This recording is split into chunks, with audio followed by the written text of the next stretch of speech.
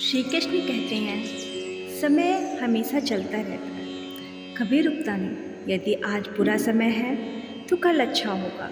इसलिए आप बिना किसी स्वार्थ के सिर्फ कर्म कीजिए, फल समय खुद देगा।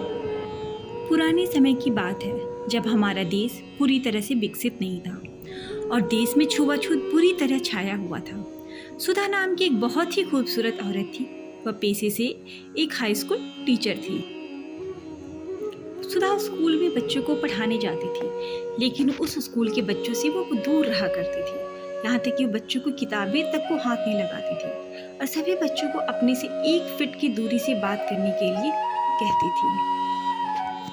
सुधा सिर्फ अपने स्कूल में ही नहीं बल्कि अपने घर पर भी इसी नियम के साथ रहती थी। वह खुद सुंदर थी, इसलिए उसे सिर्फ सुंदर दिखने वाले लोगों के साथ ही दोस्ती करना और बातें करना पसंद था। सुधा को छोटे बच्चे बहुत पसंद थे और उन्हें तोहफे देती, खाने की अच्छी अच्छी चीज़ें देती, पर उन्हें कभी अपने गोद में नहीं बिठाती। वो दूर से उन्हें पुकारती और उनके साथ बातें करती। सुधा हर वक्त अपने आप से दूसरों को ज़्यादा स्वच्छ मानती थी और वो किसी को भी अपने पास नहीं आने देती थी। घर पर भी उसके बिस्तर, कपड़े आदि को परिवार के दूसरे सदस्यों से दूर ही रखती और किसी को छूने नहीं देती। वक्त बीतता जा रहा था। अब सुधा की उम्र 67 वर्ष हुई थी। उनके पास उनका एक बेटा रहता था। वक्त के बदलाव के साथ अब सुधा का भी शरीर उसका साथ नहीं दे रहा था और उसे एक बहुत बड़ी बीमारी हो गई थी। अब वो न चल सकती थी और न ही वो अपना काम खुद से कर पाती थी। अब किसी के सहारे के बिना एक करवट बदलना भी उसके लिए मुश्किल था।